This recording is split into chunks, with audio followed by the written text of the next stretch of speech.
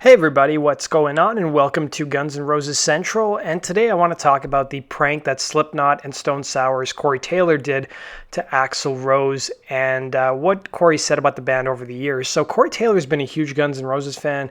Appetite for Destruction was a huge album, growing up for him. And he told a story when he was on his book tour several years ago that he rubbed his balls on Axl's piano. So this was before the Not in This Lifetime tour. So he didn't say which show it was, but he said that Slipknot and Guns N' Roses shared the same festival bill, and Guns N' Roses was restricting a certain corridor, at least access to a certain corridor. So Taylor snuck in, played Axl's piano, and rubbed his balls on it.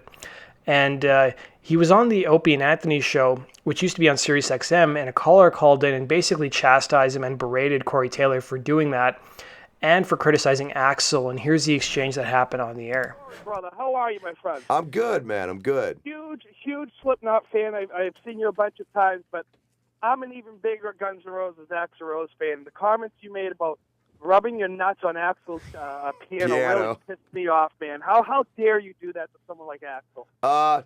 Knowing Axl, it's quite easy, my friend. I mean, anybody Axl who Rose makes his has more fans musical wait for talent 2 to than 3 hours for him to go on body. stage, I have no You know respect why? for. You know why, Corey? Because he can, and we sit there and wait for him. No one would do it for you.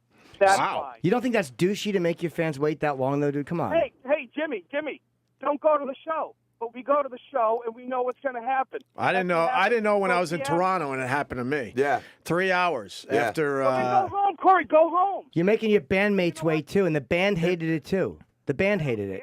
James Hetfield hated him. It was Skid Row, and then we waited for 2 fucking hours in Toronto. So you're falling apart mentally. You're panicking on the other end.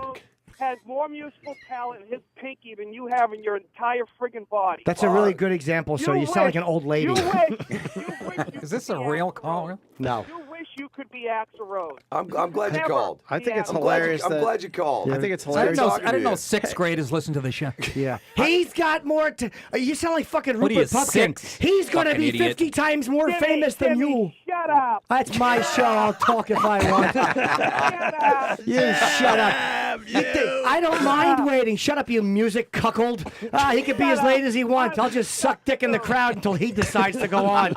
Shut up, you fucking man ass eater. I'm actually saying that to myself.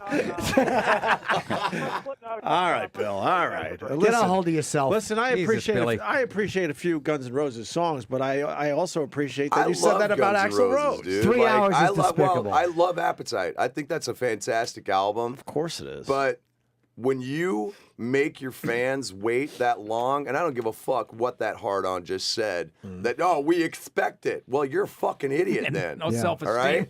Figure it the fuck out. You know why there are really no original fucking members of Guns N' Roses left? Because he made them wait 3 fucking hours. Yeah. You want an Appetite reunion? Tell him to fucking stop being a douchebag. And also, that goes into overages, and the band doesn't make money because you got to pay all these. Exactly. It's ridiculous. If it happens once, whatever. But if you're doing it over and over again, it just shows Hey, that you're men an without asshole. hats wouldn't do that. That's Absolutely right. not. Thank They you, actually Nick. go on 3 And they hours can early. dance if they They're want fucking it. 20 minutes early. I walked into a Men Without Hats concert one time. They're and halfway through. They were still doing the maypole dance. I'm like, guys, what did I miss?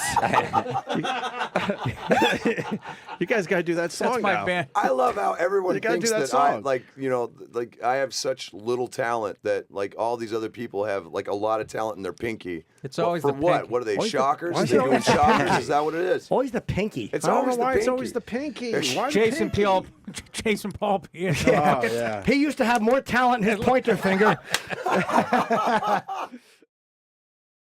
So it came out in 2014 that 6 years after Velvet Revolver parted ways with Scott Weiland back in 2008, that they had been searching off and on for a new frontman, and while finding a new singer has not even happened to this day, Slash did reveal that at one point they did try to audition Slipknot and Stone Sour frontman Corey Taylor, and he was the closest they had to replacing Weiland.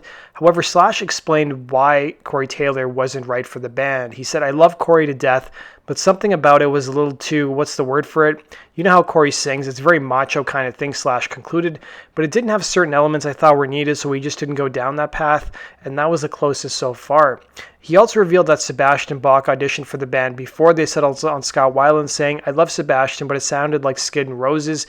Slash continued by saying, "It was cool, but everyone who heard it would think, oh yeah, this makes sense. It was a little too predictable." About a year later, though, Corey Taylor did an interview. He was on an episode of Loudwire's Wikipedia Fact or Fiction, and he said he'd like another crack at the songs he wrote with Velvet Revolver. As he noted in the video, they did about 9 or 10 songs. He said there was a handful that we wrote, and there was a handful that I kind of rearranged a little bit based on the music that they already had, he says. So it wasn't music that we kind of wrote together. I mean, there were like 3 songs that we wrote together, which were actually pretty sweet, and the rest of them was me writing to the music that they already had, and I thought that was pretty cool. But as much as Taylor liked the material, he doesn't have an issue with the idea of the tape staying in vaults forever unless he gets the opportunity to fine-tune it, saying the world will probably never hear them, which is fine because I want another crack at working on some of that kind of stuff anyways, but that will never happen, so it's all good. Now, the news of Corey Taylor joining VR dates back to 2011, and at that point the band didn't want to confirm or deny it. And around the same time, in August of 2011, Corey Taylor said he wanted to form a supergroup with Velvet Revolver's bassist Duff McKagan. So the two had actually met and were close friends when Taylor auditioned for the Velvet Revolver spot around the time Scott Weiland left. And even though he didn't really land the job, the pair had completed a batch of songs, and Slipknot star hoped to form a new band to perform the new material. So he was interviewed on Fuse TV's A Different Spin, and Corey Taylor said, "Me and Duff will probably do some stuff later. Me and him, we really hit it off when we're close together. And we started writing songs as well, and we've got some really good stuff, so you never know. There might be a mystery supergroup out there, me and Duff and some other weird people making some weird music that people are like, what's them? So yeah, maybe we'll see if that happens," he said. Now, what's funny is a couple months before the Guns N' Roses Not in This Lifetime tour was announced, Corey Taylor said, "I would retire from touring if classic Guns N' Roses reunion happened." So he was giving an interview to the Las Vegas Review-Journal, and he basically said the following: "I will believe it when I buy the ticket. Let's put it that way." So around that time, there was a lot of rumors that Guns were getting back together, but nobody knew who was in the lineup. And he said, because nobody gets more excited about the thought of an Appetite lineup coming back together than me. He said, "If it was to happen," Taylor joked, "I would retire from touring because I wouldn't want to go up against that. And you know what I'm saying? And then I would follow them like I was Deadhead or something. Like, I would go to every show, but that's only if the Appetite lineup, or even those, even if it's with Matt Sorum, because I know that Steven Adler had some physical issues, but he can still play, man. I've seen him play, and he can still jam, dude. The dude knows how to pound." Recalling his youth, Taylor said that Appetite for Destruction was top to bottom one of those albums you cannot listen to and not go, holy shit. Like, you put it on and you feel it. Even if you're not into the music, you feel it. And there's something so dirty and so raw and so amazing about that album. And the songs are amazing, you know. And people like to talk about the production or the attitude. Those effing songs are ridiculous. In addition to Taylor's enthusiasm for the idea of a classic GNR reunion, current gunner Tommy Stinson also recently weighed in that he hoped the old lineup would reunite as well. Now, Stinson at that point had been out of the band for almost a year and a half. So in 2017, almost a year and a half into the Not in This Lifetime tour, Corey Taylor posted this on Instagram. It was a coffee mug featuring the names of the Appetite era lineup of Guns N' Roses. And it's clear that him, like a lot of other people, want to see the classic lineup reunite.